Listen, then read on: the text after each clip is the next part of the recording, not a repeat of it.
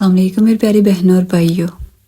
कुरान मजीद और अहादीस में नंबर 7 का इस्तेमाल बारहा किया गया, मगर हम ये नंबर पढ़कर हमेशा आगे गुजर जाते हैं और गौर नहीं करते कि आखिर इस नंबर में ऐसा क्या खास है। जैसा कि अगर आपने गौर किया हो तो सूरह फातिहा, जिसे कुरान करीम और तौहीद की बुनियाद कहा जाता है, जो इतनी अहम है कि दिन में 5 मरतबा नमाजों में हर रकात में इसे पढ़ना फर्ज किया गया है। इसके अंदर कुल 7 आयात हैं और 21 हरूफ, जो कि 7 और 3 का मल्टीपल हैं।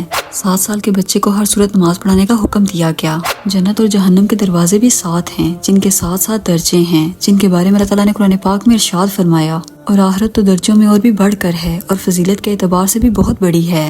अल्लाह ताला ने कुरान मजीद में इरशाद फरमाया कि मैंने ज़मीन और आसमान को सिर्फ 6 दिनों के अंदर बनाया और 7वें दिन अपने अर्श पर जा ठहरा। जिसके बाद सूरह तलाक में इरशाद होता है कि अल्लाह ने 7 आसमान और इन्हीं के बराबर 7 ज़मीनें बनाई, जिसके अंदर इसके हुक्म उतरते हैं। इसके अलावा अल्लाह ने ज़मीन पर और 7 मजबूत आसमान या फिर आसमान की तहें भी बनाई। इस्लामी तालीमात में एक हफ्ते के 7वें दिन यानी जुम्मे के दिन को यौमुल सब्त कहा गया है, यानी सबसे बरकत वाला दिन और बाकी दिनों का सरदार। हरमे काबा यानी अल्लाह के घर के तवाफ करने का हुक्म भी 7 मरतबा दिया गया है और 7 मरतबा ही सफा और मरवा पहाड़ी के चक्कर लगाने का भी हुक्म दिया गया है। हत्ता के हज के दिनों में शैतान के हर एक अलामती पिलर को कंकरियां मारने का हुक्म भी 7 मरतबा है।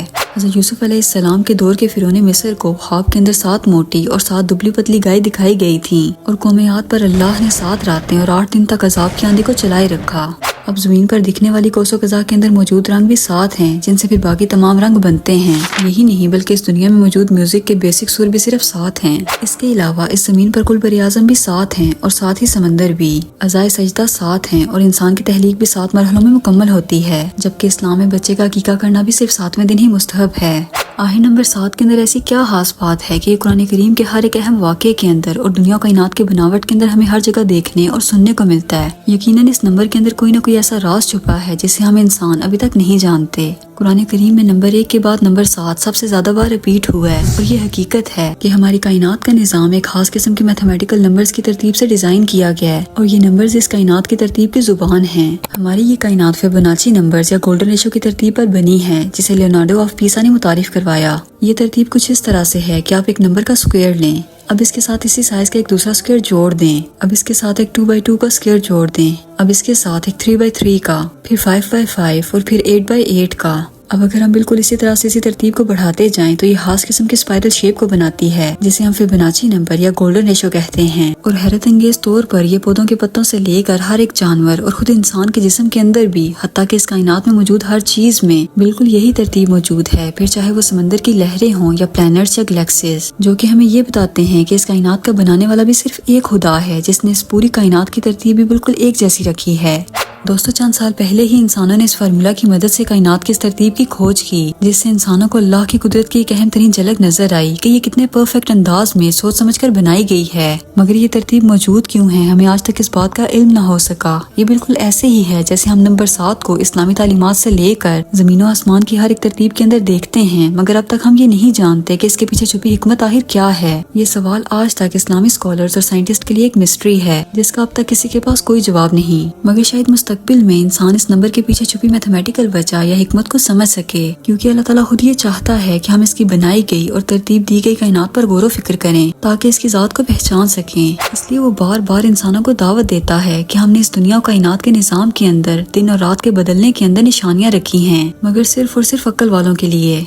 दोस्तों, कुरान करीम इल्म और हिकमत के अलावा नंबर्स की तरतीब के लिहाज से भी एक मोजज़े से कम नहीं है। मसलन अगर आप पूरे कुरान पाक का मुतालिया करें तो लफ्ज़ सज़ा 117 बार रिपीट हुआ है, जबकि लफ्ज़ माफी 234 बार, यानी कि उससे दुगना, जो कि खुदा की रहमत की एक झलक है। इसी तरह से कुरान पाक में लफ्ज़ दुनिया और आखिरत की जिंदगी दोनों 115 बार रिपीट हुए हैं। शैतान और फरिश्ते दोनों का जिक्र 88 मरतबा हुआ। जन्नत और जहन्नम दोनों का जिक्र 77 टाइम्स, जबकि ज़कात और बरकत के लफ्ज़ दोनों 32 मरतबा रिपीट हुए हैं। इसी तरह से अल्लाह ताला ने कुरान मजीद में हज़रत मोहम्मद सल्लल्लाहु अलैहि वसल्लम से इरशाद फरमाया कि कहो। ये कहो का लफ्ज़ 332 मरतबा रिपीट हुआ है और इसके जवाब में लफ्ज़ उन्होंने कहा भी 332 मरतबा रिपीट हुआ है। यही नहीं बल्कि मौसम भी, सर्दी और गर्मी की सूरत दोनों 5 मरतबा पूरे कुरान पाक के अंदर बयान हुए हैं।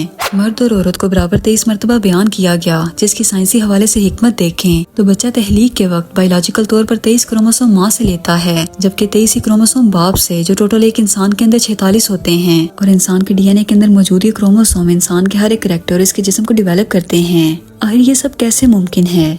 اس کے علاوہ زندگی اور موت دونوں کا ذکر برابر 140 مرتبہ ہوا. مزید پورے قرآن پاک کے اندر زمین کا ذکر 13 مرتبہ جبکہ سمندر کا ذکر 32 مرتبہ کیا گیا. ان دونوں نمبرز کو اگر جمع کریں تو یہ بنتا ہے 45. اب زمین کے ذکر کو اس ٹوٹل سے تقسیم کریں تو یہ بنتا ہے 28.8%. اسی طرح سے سمندر کے ذکر کو یعنی 32 کو 45 سے تقسیم کریں تو یہ بنتا ہے 71%. اور ہم سبھی جانتے ہیں کہ ہماری زمین پہ خشکی کا حصہ 28% ہے جبکہ سمندری حصہ 71% پہ پھیلا ہوا ہے. اتنا سب کچھ اتفاق کیسے؟ اتنی کیلکولیشنز کیا بس یوں ہی بیان ہو گئیں؟ بالکل بھی نہیں. قرآن مجید ایسے معجزات، کیلکولیشنز اور اسٹڈی سے بھرا پڑا ہے جس کو سمجھ پاتے ہیں تو صرف عقل والے، مگر باقیوں کے لیے جن کے دلوں پر مہر لگ چکی ہے ان کے لیے یہ سب کچھ صرف ایک اتفاق ہے، جیسا کہ ان کا اس دنیا میں آنا اور پھر یہاں سے بغیر وجہ کے لوٹ جانا. In religions that I am friends with, they're always talking about, I want to go to heaven. I'm always thinking about the afterlife. But right now you're telling me that shouldn't be our main focus. Makes no sense. God sends you down to earth so that you can go to heaven? I guess not. So being here is what, torture? I don't think it is. A holding I don't think pattern? It's that bad. What is it? If you're meant to get to heaven, go. What are you waiting for? It doesn't make any sense. Right. Judaism says, don't go to heaven, don't be rewarded, just do for God what God needs. And what does he need? To be present on earth. So if you go to heaven, you're going to miss him. اللہ تعالیٰ ہمیں قرآن پاک پڑھنے، اسے سمجھنے اور اس پر عمل کرنے کی توفیق عطا فرمائے. آمین. دوستوں مجھے امید ہے آج کی ویڈیو آپ کو کافی انفارمیٹیو لگی ہوگی. اگر آپ کو ویڈیو پسند آئی ہو تو اسے اپنے دوستوں کے ساتھ ضرور شیئر کیجیے گا اور میرے چینل کو سبسکرائب کیجیے گا. ملتے ہیں اگلی ویڈیو میں. اللہ حافظ.